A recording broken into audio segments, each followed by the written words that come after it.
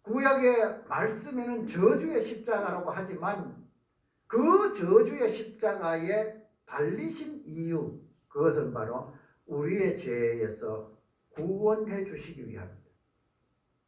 우리는 그 예수님이 그 십자가가 저주의 십자가라고 바울 사도는 말씀하고 있잖아요. 그 저주의 십자가를 지신 것으로 우리는 죄 씻음 받고 죄값을 다 치루었다는.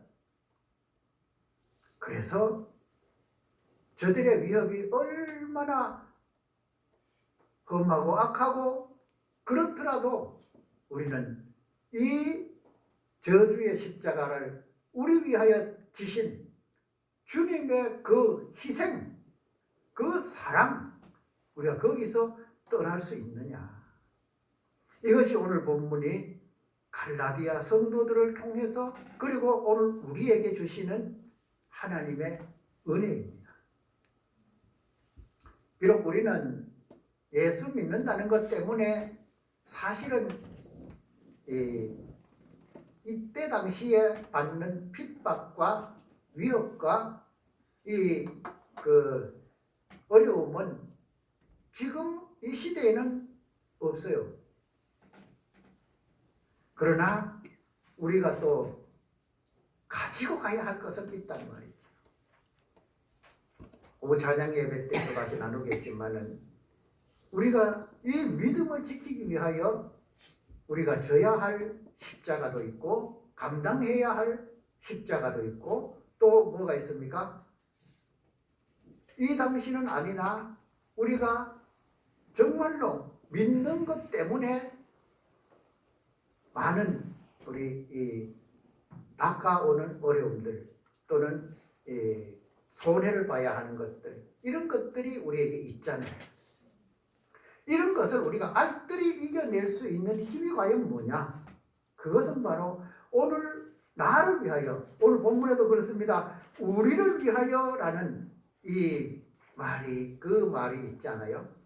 우리를 위하여 지신 주님의 그 십자가, 그것 또한 저주의 십자가, 이걸 생각하면서 우리는 그것을 이겨낼 수 있다. 그리고 이겨낼 힘을 주신다.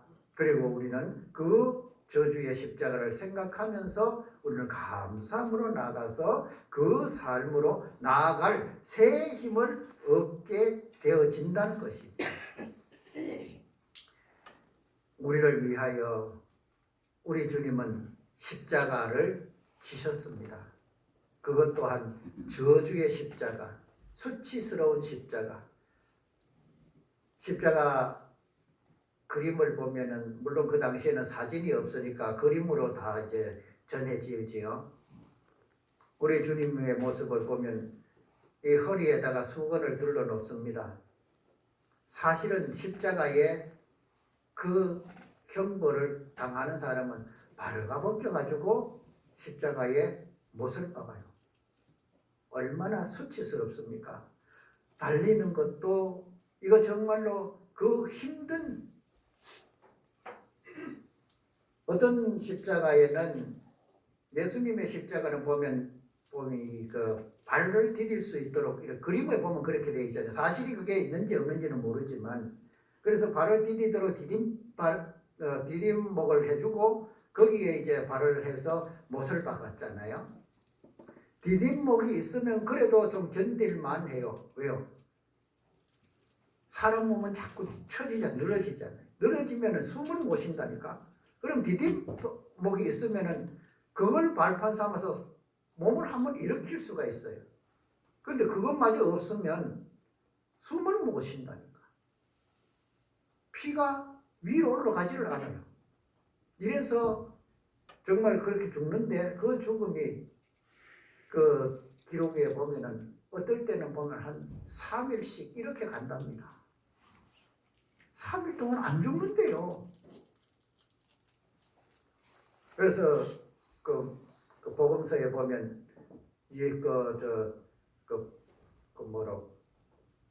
아리마대 요셉이 예수님의 시신을 달라 이럴 때 벌써 죽었나 이랬잖아요. 그러면서 하는 것이 뭡니까? 이 정강이를 망치가지고 부셔버려요. 그때까지 안 죽은 사람은 왜? 그래도 버티고 있으니까 안 죽는 거야. 그래서 이 정강이를 부셔버리면 이제 발이 힘을 쓸 수가 없잖아요. 그래서 빨리 죽게 하는. 그게 정말 우리 주님이 지신 십자가의 모습. 왜? 여기에서 우리는 왜 한번 물어봐야 되잖아요. 왜? 그 왜가 바로 우리를 위하여라는 말이에요. 예수님이 무슨 큰 죄를 지어가지고, 물론 당시에 그 제사장들은 이 하나님을 모독했다고 신성 모독을 몰아가지고 십자가에 달았지만, 사실 예수님이 십자가 지신 것은 우리 죄 때문이잖아요. 자신의 죄가 있어서 가지고 그것을 십자가를 진 게 아니라는 것을 우린 잘 알잖아요. 그렇다면 우리 주님이 걸어가신 오늘부터 이제 사순절 40일 동안 주님 가신 정말 골고다 언덕까지 걸어가시는 그 걸음을 묵상할 때 우리는 이 말씀을 늘 생각하면서 묵상해야 될 것 같아요. 그러면 하나님의 은혜가 또 딴 것으로 우리 가운데 채워주실 거예요. 주님은 분명히 우리 때문에 십자가에 내어주신 바 되었고 그 저주의 십자가를 스스로 담당하셨습니다. 그 저주의 십자가를 지신 주님의 은혜로 우리는 구원 얻어 영생 얻는 삶을 살게 되었고 장차 하나님의 나라에서 영생을 누리며 산 우리의 정말 하나님의 자녀인 존재가 되었다는 것 얼마나 놀랍습니까?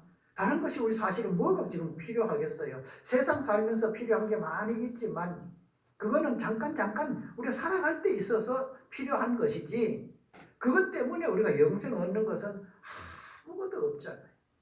그런데 우리 주님이 우리 위하여 그 저주의 십자가를 지신 이것 때문에 우리는 영생을 얻었고 그 영생의 삶을 살도록 우리는 보증이 돼. 성령님이 우리 마음에 오셔서 불도장 쾅 찍어주셨잖아요.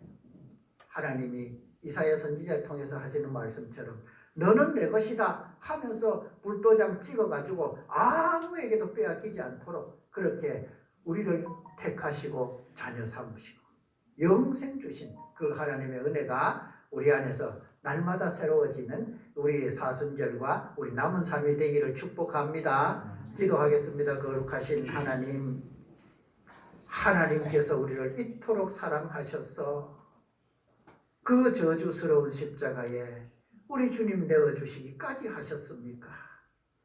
이 은혜로 우리가 남은 삶을 살겠사오니 우리와 늘 동행하여 주시옵소서. 예수님의 이름으로 기도드리옵나이다. 아멘.